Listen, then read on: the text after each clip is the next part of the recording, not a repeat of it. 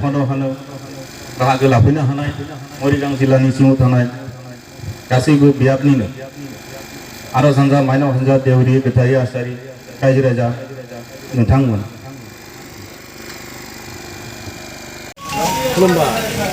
खुलुमबाय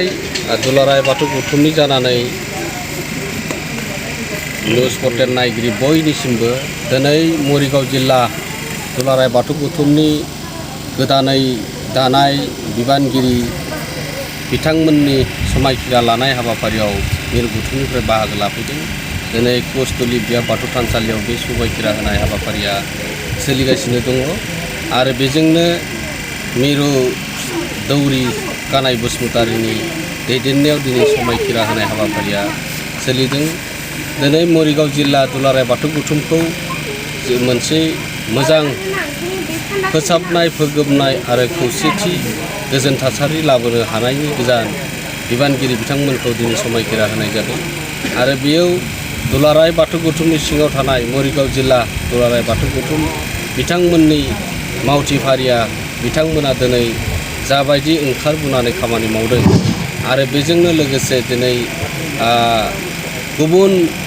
जायगायावबो जिखिनि गोबां बर' गैया बेयाव खम बर' सुबुंनि गेजेराव बिथांमोनाबो बाथौ धोरोमखौ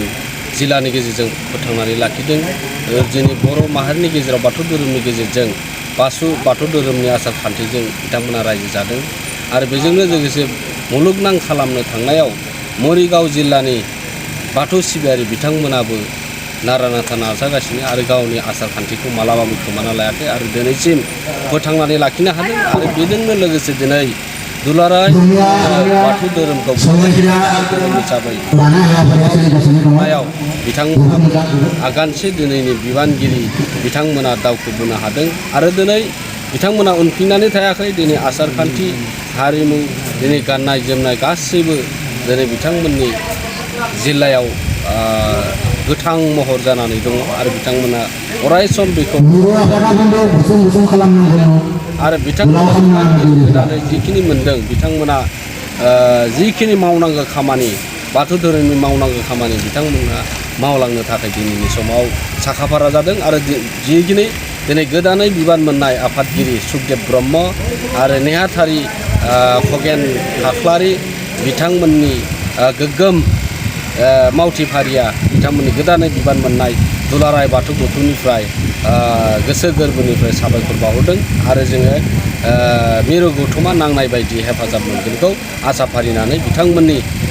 जि मावफारिया मोजाङै मोजां मावलांनो हाथों बेनि थाखाय दुलाराय बाथौ गौथुमनि जानानै खुलुमनाय आरो सिबिनायखौ जासिहरदों। खुलुमबाय।